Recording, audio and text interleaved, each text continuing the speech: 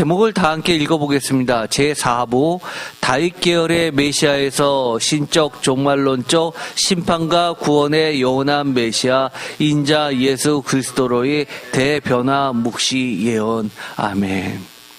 저희가 지난 시간에 거의 다 하고 뒷부분만 남겨두었습니다. 그 뒷부분을 맞이하고 그리고 오늘의 말씀을 전하도록 하겠습니다.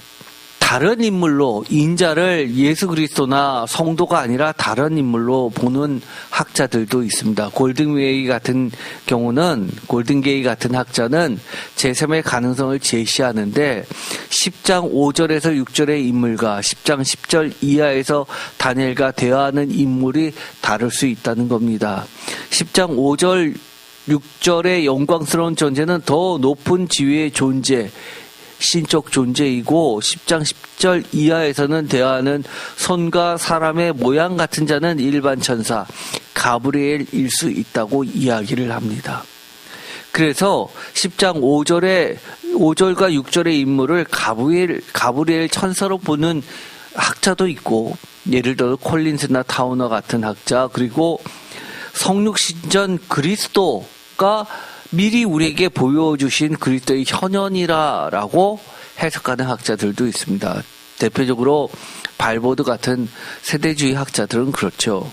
그리고 그러다 보니까 예수 그리스도가 들어가다 보니까 교회에서 적극 수용하게 된 이유이기도 하고, 오늘날의 많은 교회가 사실은 정통 교리와 이 세대주의 교리는 맞을 수가 없는데도 불구하고 많은 교회에서 세대주의 이론이 보이지 않게 많이 스며들었던 이유이기도 합니다. 그러나 우리는 늘 영적으로 깨어있으면서 그걸 분별할 줄 알아야 되죠. 또 골든게이 같은 학자는 다른 인물로 내세우고 있습니다. 예를 들어서 10장 5절에서 6절은 더 높은 존재, 10장 10절은 이하는 천사, 이렇게 나눠서 이야기하지만 학자라고 딱 이것이다라고 정의하지 않습니다. 이것은 굉장히 우리가 배워야 할 점이기도 합니다. 왜냐하면 어떤 논리를 필 때 명확하지 않거나 자료가 불충분한 것은 거기서 멈춰야 됩니다. 우리의 상상의 날개를 펼쳐서 섣불리 결론을 내서는 안 되는데 너무 쉽게 우리가 결론을 내려고 자꾸 합니다. 결론이 없으면 마치 무엇인가 이상한 것처럼 그렇게 생각하는 경우가 많은데, 우리는 성경을 읽을 때는 항상 하나님이 우리에게 가르쳐 주신 만큼만 우리가 이해하면 됩니다. 그러면 성경에 모르는 부분이 너무 많죠. 그러나 우리가 성경에 모르는 부분이 있다 하더라도 하나님께서 우리를 구원으로 이끌어 주시는데 부족합니까? 조금 더 부족함이 없습니다. 하나님의 은혜는 그만큼 크고 깊기 때문입니다. 심지어 요한복음 3장 16절 한 구절만 배운 그야말로 초신자들도 하나님의 은혜의 선물인 구원을 받는 데 있어서 하나님은 조금 더 부족하게 안 만드십니다. 그렇기 때문에 우리가 성경을 읽을 때 여러 가지 자료가 불충분한데 억지로 맞출 필요가 없다는 것은 우리가 좀 기억해 둘 필요가 있습니다. 우리가 어떤 이론과 여러 가지 신앙적 경험을 아울러서 어떤 것을 선택할 때, 그리고 재해석할 때 우리가 여러 가지 기준들이 있었죠. 좀 조심해야 될 것이 있습니다. 예를 들어서 다니엘서 10장 5절과 6절, 그리고 계시록 1장 13절에서 16절의 관계는 채택과 재해석 모델의 또 다른 예를 제공합니다. 어떤 것은 선택하고 어떤 것은 선택하지 않는 것에 대한 분명한 기준들이 있는 겁니다. 예를 들어서 특별히 많은 학자들이 그렇게 이야기합니다. 요한계시록은 구약학자의 입장에서는 다니엘서의 새 버전이라고 이야기합니다. 반면에 신약학자들은 어떻게 얘기할까요? 거꾸로 이야기합니다. 다니엘서는 요한계시록을 해석하는 하나의 예표처럼 그렇게 계시한 부분으로서 이해합니다.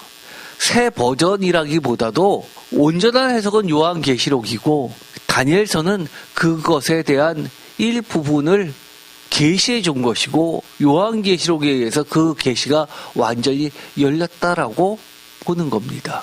이처럼 입장이 다르죠.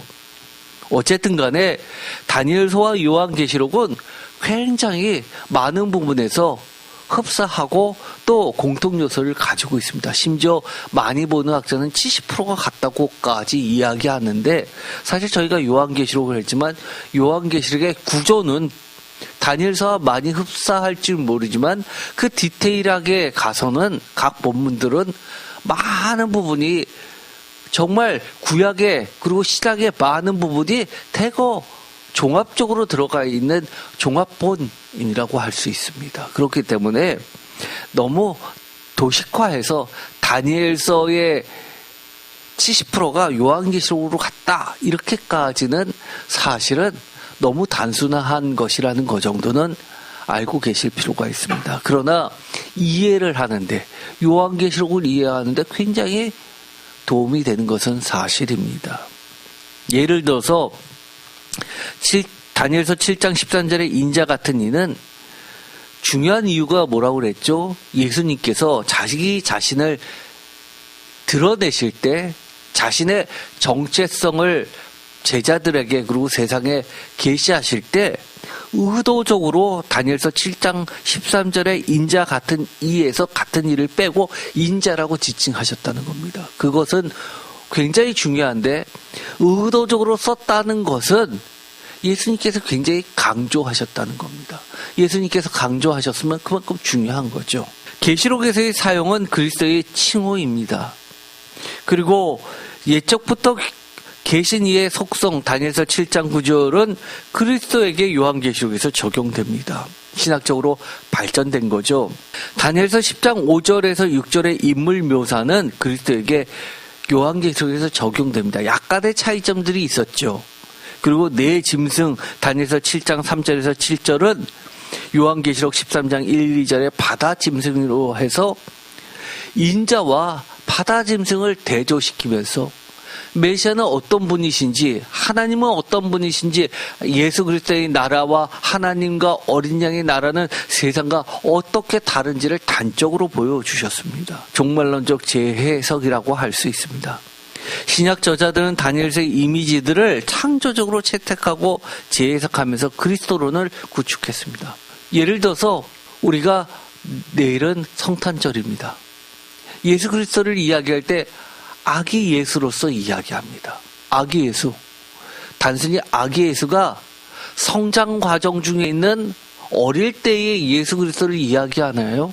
아니죠. 우리가 예수님을 이야기할 때 아기 예수라고 하는 그 하나의 그림화해서 형상화해서 이야기하는 이유가 있습니다. 그만큼 내묻지 않고 깨끗하고 순수하고, 또 이사야서에 있는 구유 속에 놓인 아기는 주인이 누구냐임을 가르쳐주는 아주 중요한 상징적 의미를 갖고 있습니다. 그래서 어린아이와 같지 아니하면 천국에 들어갈 수 없다라고 하는 대명제 속에서 예수 안에 천국이 있음을 우리에게 가르쳐줍니다. 깨끗하고 순수하고 하나님에 대한 그 결정체, 주님은 하나님의 품속에서 나신 독생자라는 그 아기 예수의 개념을 가르쳐주는 겁니다. 단순히 태어났을 때 성장 과정 속에서의 예수를 나타내는 그런 의미보다도 하나님의 품속에 있었던 예수님이 성육신으로 태어나셨다는 그 자체를 가르쳐주는 겁니다. 이처럼 요한계시록에서는 그리스도론을 이처럼 다니엘서에서 있는 여러 가지 상징적 의미를 가지고 와서 예수 그리스도가 누구냐라는 것을 우리에게 알려줍니다. 다니엘서 10장 5절 6절의 묘사가 계시록 1장에서 그리스도에게 적용된 것은 이 패턴의 일부분이었죠. BK 빌이라는 학자는 요한계시록의 대가입니다. 요한은 다니엘서의 이미지를 단순히 인용하는 것이 아니라 새로운 상황에 맞게 재해석합니다. 새로운 상황이 어떤 상황입니까? 예수 그리스도의 제자들이 다니엘서와 같은 그런 사자굴이나 풀무불 같은 목숨을 내건 순교의 상황 속에 놓여있는 그런 시대에서, 로마 시대에서 재해석했던 겁니다. 다니엘 10장 5, 6절의 묘사가 계시록 1장에서 그리스도에게 적용된 것은 이 원칙의 예라고 설명을 해줍니다. 다니엘서 10장 5, 6절의 인물 정체에 대해서는 이렇게 결론을 학문적으로는 내죠. 첫 번째, 국제학계 대다수는 천사로 보았다고 이야기했습니다. 그럼에도 불구하고 이 부분이 교회에서는 수용되기 어렵다고 그랬죠. 저도 그렇습니다. 예수님이 죄송합니다. 둘째, 그러나 계시록과의 유사성은 무시할 수는 없습니다. 계시록의 저자는 분명히 다니엘서 10장 5, 6절의 묘사를 그리스도에 적용했습니다. 그러나 그랬다 하더라도 예수 그리스도를 볼 거냐라고 했을 때는 그 뒷부분에 있었던 학계 대다수가 천사로 봤던 이유 중에 하나가 다니엘서 10장 13절에 예수 그리스도가 어떻게 바사 왕국의 군주에게 맡길 수 있느냐, 미가엘의 도움을 필요로 할 수 있느냐라는 부분 때문에 사실 이 두 번째 것은 수용되기는 사실 어렵습니다. 셋째, 어느 해석을 취하든지 정통교리는 그것을 통합시키죠. 어느 부분은 받아들이고 어느 부분은 받아들이지 않습니다. 그럼에도 불구하고 천사와 예수 그리스도를 직접 동일시하지는 않습니다. 이것은 굉장히 중요합니다. 우리가 성경을 볼 때 어떤 부분을 갖고 왔는데 이 부분을 왜 A라고는 적용하면서 똑같은 본문을 B라고는 이 부분에서는 적용하는데 이 부분에는 적용하지 않는다라고 할 때는 우리는 영적으로 그것을 잘 해석을 해야 되는 거죠. 그래서 성경이 그런 면에서 어렵고 신앙적 지도를 받아야 되는 겁니다. 우리는 신약에서 인자, 예수 그리스도의 정체성을 드러내는 대표적인 표식, 인자, Son of Man, 이것은 복음서에서 약 80회 이상 등장하면서 예수님 외에 다른 사람이 이 칭호를 사용한 경우가 거의 없죠. 예수님은 이 칭호를 사용하면서 자신의 정체성을 계시하되 동시에 신비로 감추셨다라고까지 분석합니다. 어느 면에서는 수용할 만하지만 또 어떤 면에서는 그렇지 않습니다. 예수님께서는 정치적인 것을 피하셨다라고 했을 때 저는 그렇게 보지 않습니다. 예수님이 원하셨던 거는 세상의 정치와 다른 길을 스스로 걷다가 십자가형을 당하신 겁니다. 대표적으로 요한복음에 보면 누가 왕이냐라는 질문 앞에서 예수님은 답변을 안 하십니다. 세상의 왕이 아니라 영원한 왕임을 십자가를 지심으로써 증명해 보이십니다. 만약에 거기서 정치적 이유를 들어서 피하려고 했다면 십자가를 지시지 않으셔도 될 뻔했습니다. 그럼에도 불구하고 예수님은 일부러 세상의 메시아와 하나님 나라의 예수 그리스도의 나라의 메시아는 근본적으로 다르다는 대안 정치를 하신 겁니다. 정치, 여기선 세상적 정치를 이야기한 것이 아니라 하나님의 올바른 다스리심을 이 땅에 실현시키시는 길을 가셨던 겁니다. 그래서 우리가 그리스도인이라고 했을 때는 어느 정도 무엇을 내포하고 있습니까? 나는 세상과 다른 길을 간다라는 각오가 있어야 되는 겁니다. 세례를 받는 순간 나는 정치는 관심 없어. 종교는 종교, 정치는 정치, 세상은 세상, 경제는 경제, 다르지라고 한다면 사실 그것은 근본부터가 예수님의 길과는 다른 겁니다. 예수님의 길을 온전히 쫓아가면 세상에 수많은 걸림돌과 찔림을 당할 수밖에 없는 겁니다. 예수님의 지상사역 마가복음 2장 10절에서 예수님은 인자가 땅에서 죄를 사는 권세가 있는 줄을 너희로 알게 하려 하노라 라고 하시면서 마가복음 2장 28절에서 인자는 안식일에도 주인이니라 라고 말씀하셨습니다. 사실 다니엘서에서 이 주인의 문제를 다르게 표현해서 다루고 있습니다. 대표적인 게 무엇이죠? 다니엘서는 누가 왕이냐라고 대놓고 질문합니다. 그래서 누구를 섬기느냐라는 문제가 가장 첨예한 박해 원인입니다. 다니엘의 세 친구가 풀무불에 들어가게 된 이유도 누구를 섬기느냐라는 문제 때문이었습니다. 펠라, 중요한 단어라고 했죠. 우리는 신약에 와서 예수님의 표현을 빌려서 이야기하면 그것은 누가 우리 삶의 주인이냐를 증명하는 존재들입니다. 이것이 그리스도입니다. 때로는 우리는 세상에 살 때 회사 같으면 사장님이 주인 같죠. 사장님이 이래라 그러면 이래야 되고 저래라 그러면 저래야 되고 적그리스도의 무다를 쫓아가라고 하면 가야지만 되느냐라고 했을 때 우리는 거부할 수 있어야 됩니다. 코로나 시대는 또 어땠습니까? 우리가 지금도 세상에 살 때는 그런 특수한 경우가 아니라도 매번 부딪힐 때마다 우리 삶 가운데 누가 주인이냐, 누가 왕이냐, 내가 누구의 말을 따르느냐, 누구의 법을 따르느냐 때문에 세상과 척지는 경우가 많이 있다는 겁니다. 바로 그것을 다니엘서는 청결하게 우리에게 보여주는 겁니다. 둘째, 고난과 죽음. 마가복음 8장 31절에서 예수님은 인자가 많은 고난을 받고 장로들과 대제사장들과 서기관들에게 버림을 받아 죽임을 당하고 3일 만에 살아나야 할 것이라고 가르치십니다. 이것은 다니엘 7장에는 없는 요소죠. 그러나 이 부분은 있습니다. 박해와 순교의 이야기는 있습니다. 더 완성됐다라고 하는 표현이 맞을 겁니다. 셋째, 재림과 심판입니다. 마가복음 13장 26절에서 예수님은 그때 인자가 구름을 타고 큰 권능과 영광으로 오는 것을 사람들이 보리라고 하셨습니다.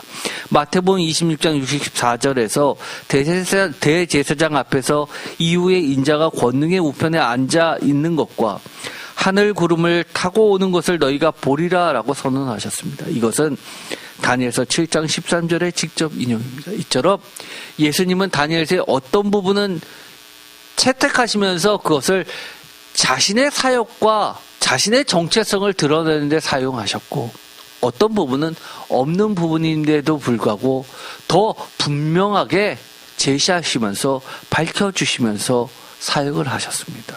예수님은 인자칭호를 지상사역, 고난과 죽음, 재림과 심판의 세 가지 맥락에서 사용하십니다. 특히 고난받는 인자는 다니엘 7장에 없는 요소로 예수님의 창조적 해석입니다. 이런 부분은 우리가 기억해 둘 필요가 있습니다. 고난과 영광의 통합, 이것은 매우 중요한 요소죠. 어떻게 보면 많은 이들이 예수님을 믿는 이유가 십자가냐 부활이냐라고 했을 때 부활을 쫓아갑니다. 부활만을 강조하면서 모든 예수님의 사역을 부활에다가 초점을 맞추는 새로운 이단들이 생겨났습니다. 우리가 굉장히 조심해야 되죠. 예수님은 십자가와 부활을 결코 분리하지 않습니다. 가장 주목할 점은 예수님이 다니엘서의 인자를 단순히 인용하신 것이 아니라 창조적으로 재해석했다는 겁니다. 다니엘서 7장의 인자는 영광 중에 나라를 받는 존재입니다. 고난의 요소는 전혀 없습니다. 그러나 예수님은 인자를 고난과 연결시키셨습니다. 사실 이 부분도 약간 너무 단순화시켰습니다. 고난의 요소가 전혀 없으니까 다니엘서의 수많은 곳에 사실 순교 사상이 깔려 있습니다. 그래서 이 부분에 대해서는 수정이 필요합니다. 그러나 예수님은 인자를 고난과 연결시키면서 마가복음 8장 31절에서 베드로가 예수님을 그리스도로 고백한 직후 예수님은 인자가 많은 고난을 받고 죽음을 당하고 더 나아가서 3일 만에 다시 살아나신다는 것까지 이야기합니다. 사실 다니엘서에서 3일 후에 다시 살아난다는 이야기가 없을 뿐이지 박해와 순교 사상은 있습니다. 타워너는 다니엘서 7장의 인자는 영광 중에 나라를 받는 존재입니다. 고난의 요소는 전혀 없다고 이야기합니다. 예수님이 인자를 고난과 연결시킨 것은 다니엘서에 없는 새로운 해석이라고 하지만 제가 이미 말씀을 드렸던 것처럼 이처럼 학자들도 유명하다 하지만 너무 단순화시키는 경우가 있습니다. 이사야서 53장의 고난받는 종, 가장 대표적인 고난받는 인자의 개념이죠. 53장에 그가 찔림은 우리의 허물 때문이요 그가 상함은 우리의 죄악 때문이라. 이사야서 53장 5절의 말씀을 예수님은 직접 자신에게 갖고 오십니다. 톰 라이트는 이렇게 이야기하죠. 예수님은 다니엘서 7장의 인자와 이사야서 53장의 고난받는 종을 자신 안에서 종합하셨습니다. 맞습니다. 이것은 다니엘서에 없는 창조적 재해석이라고 할 수 있습니다. 마태복음 26장 64절과 다니엘서 7장 13절의 직접 인용, 이것은 가장 명확한 본문 중에 하나입니다. 대제사장 가야바가 예수님께 내가 하나님의 아들 그리스도인지 우리에게 말하라고 질문했습니다. 이에 예수님은 대답하셨죠. 내가 말하였느니라. 그러나 내가 너에게 이르는 이후에 인자가 권능의 우편에 앉아있는 것과 하늘 구름을 타고 오는 것을 너희가 보리라. 사실 이것을 보면 우리는 이것이 신성모독이냐라고 할 때 이해가 잘 안 갑니다. 그러나 이만큼 그 당시에 예수님 시대 때, 즉 다니엘서가 쓰여진 주전 2세기 신구약 중간기 때에 다니엘서를 읽었었던 사람들의 관점은 인자가 하늘 구름을 탄다는 것 자체가 옛적부터 계셨던 분을 하나님으로 해석했고, 하나님의 Son of Man, 인자, 사람의 아들이 아니라 하나님의 아들로 받아들였다는 것을 짐작하게 하는 중요한 본문입니다. 단순히 Son of Man이 아니라 Son of God이라는 의미로 해석했다는 거죠. 이 대답에서 예수님은 두 가지 구약 본문을 결합시킵니다. 권능의 우편에 앉아는 시편 110편 1절을 인용한 것입니다. 하늘 구름을 타고 오는 것은 다니엘서 7장 13절을 인용한 것입니다. 대제사장은 즉시 자기 옷을 찢으며 저가 신성모독을 하였으니 라고 외쳤습니다. 마태복음 26장 65절. 왜 이것이 신성모독이었을까요? 예수님이 자신을 하나님 오른편에 앉을 존재, 구름 타고 오는 천산적 인자와 동일시했기 때문입니다. 복음은 마태복음 26장 64절에서 예수님은 자신을 다니엘서 7장의 인자뿐 아니라 하나님의 오른편에 앉을 존재로 선언하시면서 이것이 자신이 하나님의 정체성 안에 포함된다고 주장하는 것입니다 라고 말합니다. 즉 뭡니까? 성부 하나님과 예수 그리스도, 성자 하나님, 본질적으로 같은 분이심을 이야기했다는 겁니다. 요한계시록과 연결을 해보도록 하겠습니다. 다니엘서 7장과 10장의 조합이 사실 요한계시록의 그리스도론이죠. 요한계시록은 다니엘서의 이미지와 언어를 광범위하게 재택합니다. 이것은 맞습니다. 특히 요한계시록 1장 13절에서 16절의 그리스도의 묘사는 다니엘서의 세 본문을 종합합니다. 빌이라 학자는 요한계시록은 다니엘서의 이미지를 광범위하게 채택하는데 이것은 단순한 인용이 아니라 그리스도론적 재해석이라고 이야기합니다. 인자 같은 이 다니엘서 7장 13절, 흰 머리털 다니엘서 7장 9절, 불꽃, 눈, 빛난 높, 발, 음성 다니엘서 10장 5절에서 6절, 구름을 타고 오시는 이 다니엘서 7장 13절, 이것은 하나님 앞에 나가는 존재, 옛적부터 항상 계시니 하나님 영광스러운 한 사람 천산적 인자 모두 예수 그리스도에게 통합되고 있습니다. 계시록의 그리스도는 다니엘서의 세 인물, 옛적부터 계시니 하나님, 인자 7장 13절, 10장 5, 6절의 인물의 속성을 모두 가지고 계신 분입니다. 그래서 이것이 통합되었다라고 이야기를 하는 이유입니다. 복음은 아까도 말씀드렸지만 하나님의 속성과 10장 인물의 속성을 결합해서 그리스도에게 적용해서 무엇을 우리에게 가르쳐 줍니까? 하나님의 정체성을 가르쳐 주는 겁니다. 우리가 예수 그리스도를 하나님, 성부 하나님, 성자 하나님, 성령 하나님, 삼위일체 하나님으로 고백하게 되는 중요한 징검다리 역할, 그리고 구약을 전부 지우고 신약만이 정격으로 채택하려고 했었던 초기 기독교의 이단을 몰아내는데 사실 이 다니엘서는 어떻게 보면 숨은 주역 중에 하나라고 할 수 있는 겁니다. 지금 그래서 우리가 성경을 구약 신약 모두를 성경으로 받아들이게 되는 겁니다. 정통 교리에서는 어떻게 볼까요? 다니엘서 10장 5, 6절의 인물이 천사라면 그리스도를 묘사하는데 차용된 겁니다라고 볼 수 있죠. 그러나 이것은 완전히 동일시는 안 됩니다. 다니엘서는 분명히 천사를 이야기합니다. 그러나 요한계시록은 그리스도를 이야기하죠. 그러면 무엇이 같고 무엇이 틀렸습니까? 우리가 지난 시간에 했었죠. 단순한 인간이 아니라 천산적 신적 존재를 드러내는 데 쓰인 겁니다. 둘째, 계시록이 다니엘서 7장 9절에 하나님의 속성을 그리스도에게 적용한 것은 그리스도의 신성을 선언하면서 그리스도는 천사보다 높으신 분일 뿐만 아니라 심지어 목까지도 이야기하는 겁니까? 하나님과 동등하십니다. 제가 나중에 이걸 한번 정리를 할 필요가 있을 것 같습니다. 저희가 성경 공부할 때 이런 이야기가 나왔죠. 아주 중요한 이야기를 하나 한 것이 있었습니다. 이건 많은 성도님들이 계시록을 혼자서 읽을 때 헷갈려하는 부분인데 굉장히 중요한 부분입니다. 하나님을 나타내는 칭호들과 예수님을 나타내는 칭호가 굉장히 비슷합니다. 그래서 성경을 읽을 때 이 본문이 이게 하나님을 이야기하는 건지 예수님을 이야기하는 건지 헷갈릴 때가 있습니다. 그래서 해석을 잘못하는 경우도 있습니다. 상당히 많은 부분에서 겹치게 사용하는 경우가 많습니다. 이것을 한번 제가 쭉 정리를 해드리도록 하겠습니다. 그러나 이 통찰은 굉장히 중요합니다.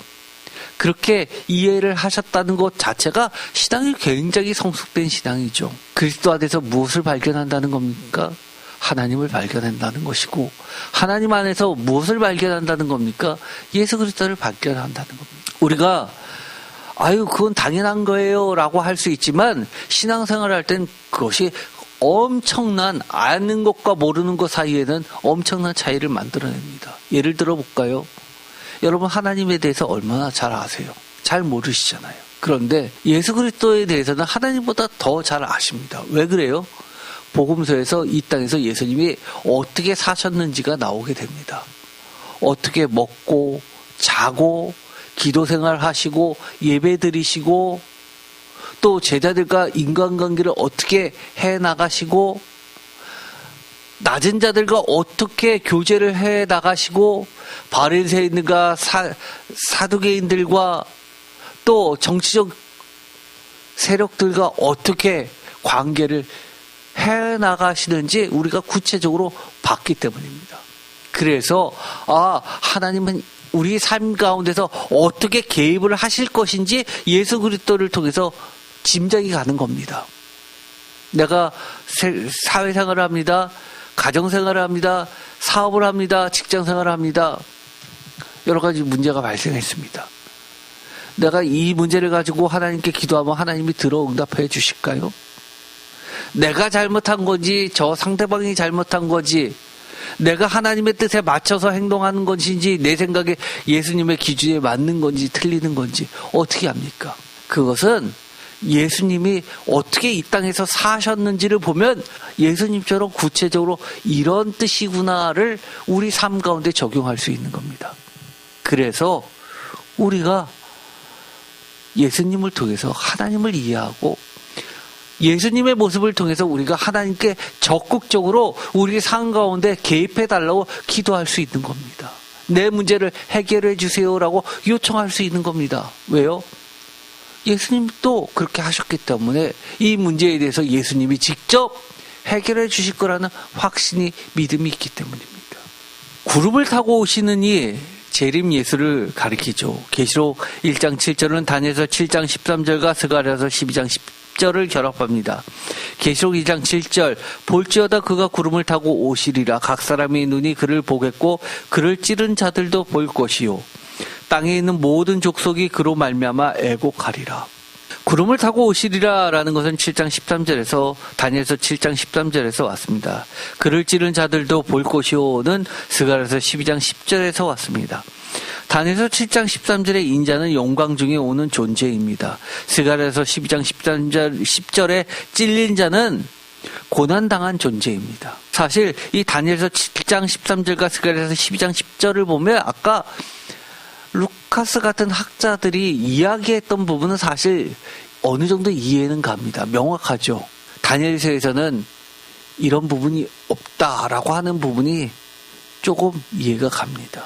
요한계시록은 이 둘을 결합하여서 영광의 재림자가 곧 찔린 자, 십자가에서 죽으신 분임을 선언합니다. 계시록은 다니엘서의 영광의 인자와 스가랴서의 찔린 자를 결합하는 예수님의 고난받는 인자 재해석과 동일한 패턴입니다. 이것은 매우 중요하죠. 결론을 내겠습니다. 지금까지 쭉 굉장히 길게 이야기했죠. 다니엘서에 있는 것처럼 이 인자를 집단적으로 볼 것이냐? 학자들은 이 인자에게 주어진 영원한 권세와 나라가 그 뒤에 성도들에 관련된 본문에서 똑같이 영원한 나라와 권세를 주어졌다고 했기 때문에 이것은 집단으로 봐야 된다. 예수 그리스도가 아니다라고 해석을 했습니다. 반면에 일부 학자들은 천사적 존재로 해석했습니다. 그리고 교회 같은 데서는 초대 교부들이 해석했던 대로 메시아 개인으로 해석을 했습니다. 그런데 이것을 오늘날의 정통교리에서는 어떻게 받아들여야 됩니까? 이것을 예수 그리스도 안에서 통합을 시켰죠. 집단적 해석과 메시아, 즉 개인적 해석은 정통교리와 직접 충돌하지 않는다고 봅니다. 집단과 개인을 하나로 묶는 이유는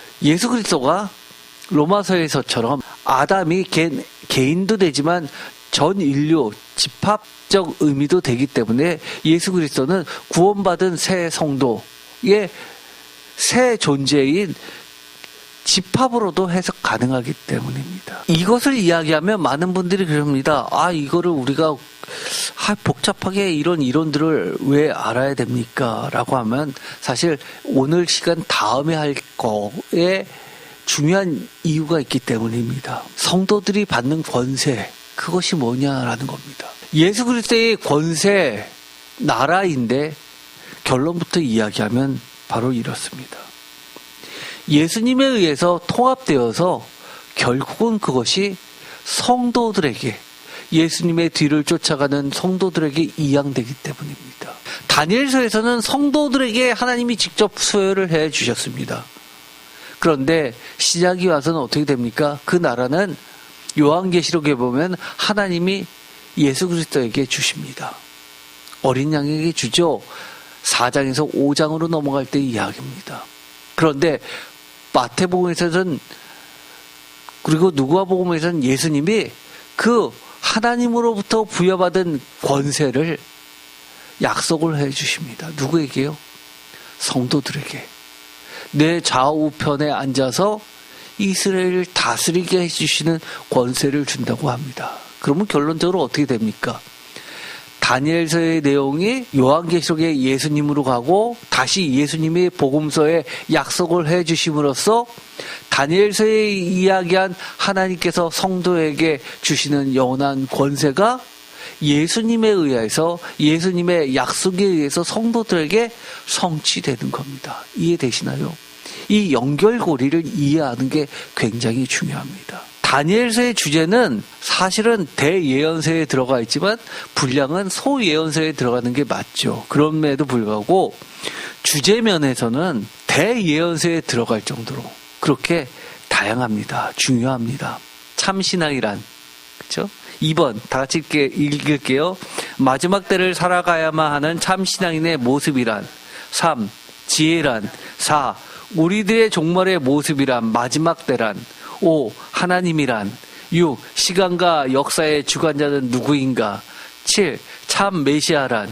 세상의 왕과 무엇이 다른가. 8. 영원한 권세와 영원한 나라란. 세상의 제한적 나라와 권세와 무엇이 다른가. 9. 과연 이 세상에 소망이 있는가. 10. 기도란. 11. 말씀과 계시와 환상이란. 12. 신앙생활이란. 13. 하나님의 말씀을 올바로 이해하려면. 다시 한번 이렇게 어려워도 보시면서 좀 깊이 들어가시면 여러분의 신앙이 건강해지는 데 도움이 될 듯합니다. 기도하고 마치겠습니다. 하나님 감사합니다. 우리가 오늘도 하나님의 말씀을, 또 다니엘서를, 그리고 예수 그리스도에 대해서 배우게 됩니다. 예수님께서 왜 인자라는 그 다니엘서의 말씀을 꼭 집어서 자기 자신의 정체성을 드러내시는 데 사용하셨는지를 깨닫게 됩니다. 나의 구주이시기도 하고 온 인류의 구세주이심을 드러내셨습니다. 하나님의 나라, 예수 그리스도의 나라, 성도들의 나라는 예수 그리스도 안에서 모두 성취됨을 우리가 보게 됩니다. 예수 그리스도의 오심을 축하드리면서 예수 그리스도께서 걸어가셨던 그 길 가운데에서 짊어지실 수밖에 없었던 그 박해와 순교와 십자가와 그 뒤에 넘어서 하나님께서 허락해 주시는 영광의 부활의 영원한 권세까지도 우리는 사모하고 흠모할 수 있게 해 주셨습니다. 주님처럼 하나님의 말씀 붙잡고 예수 그리스도의 표대를 향해서 걸어나가는 참 신앙인 참 지혜자 되게 하여 주옵소서. 더 이상 세상 섬기지 않게 하시고 주님만이 우리의 주인임을 고백하는 삶 되게 하여 주시옵소서. 예수 그리스도의 이름으로 기도드립니다. 아멘.